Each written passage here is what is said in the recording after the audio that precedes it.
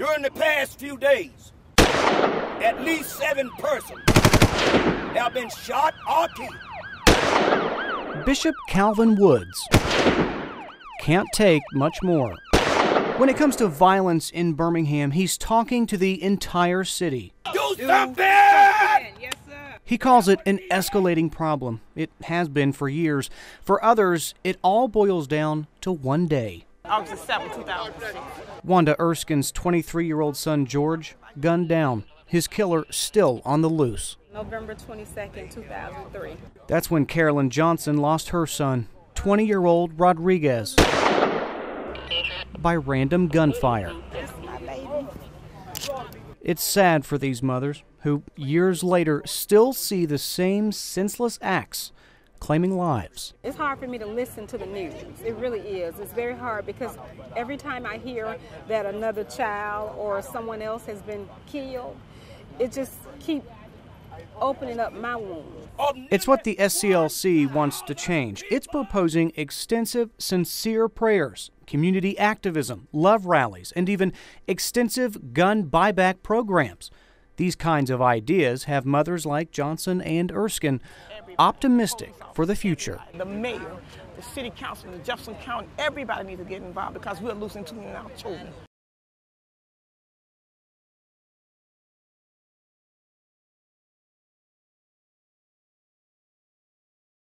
I thought I had to have it from the time I woke up and through the entire day.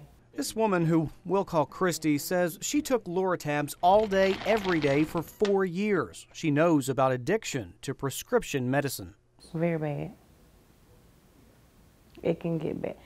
It got so bad, she says eventually Loratab didn't do it for her anymore, so she switched to cocaine, all while being pregnant. Now, it's expensive. At the Drug Pharmaceutical Diversion Summit, dozens of local agencies are trying to figure out how to beat the streets when it comes to prescription drugs.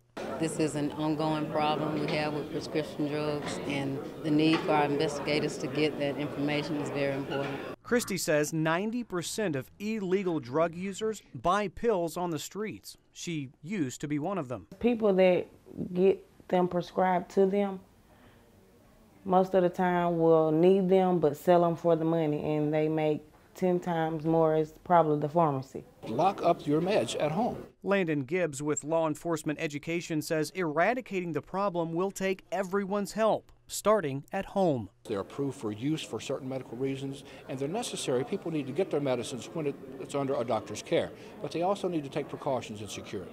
And while the fight continues, Christy celebrates an accomplishment. I have been clean for 60 days. She's optimistic for herself, but says the problem on the streets might never go away. As long as people get them prescribed and they're selling them, I don't think so. A summer camp in STEM technology, science, technology, engineering, and math. This is a trailer puller, and it can pull 20 times its weight, 40. We had to program a robot to maneuver through a maze. The gears will take function and do all the maneuvering. Oh, fail. This robot is a tilt-a-twister, and it basically figures out a Rubik's Cube. We can't decide yet if it's going to be a tractor or it's going to be another just pull its own weight thing. They have to be able to work together in teams in a cooperative learning setting and to communicate what they're building on a blog. So it's one thing to be able to sit there and build your own robot, but can you work with somebody else and build your own robot, and then can you tell other people about it? I want to make my robot turn in a circle. There are a lot of pieces here that we used to make. A couple we had to improvise and make up. And the screen there says, "Give me a cue." And that sensor there realizes when it has a cue, and it'll say thank you. I just needed some touch-up on my programming, so I decided to come here because, well, when do I ever find a Lego camp? The wind and the surge is the story here as Isaac's impact is closing in on the coast. Since we've been through Ivan and Katrina, this really isn't anything compared to what that was, and we stayed through those, so. We just hope for the best and be ready for it. Ready for flooding, road closures, possible damage. It's something the city of Gulf Shores isn't taking lightly. The highway on West Beach will be breached with water over the road. Potentially on Fort Morgan, we have breaches to that road. The sand dunes that we have here are not necessarily tested. They're relatively new, and so far they're holding. Still blowing tropical force winds, sustained, gusting to near hurricane conditions down here at the beach right now. And as this continues to come ashore, we expect to see the worst of it still to build this evening. That's why an 8 p.m. curfew is in effect. It's only for beachfront areas south of the Little Lagoon. Water is still being pushed up into the lagoon, being pushed up into the state park.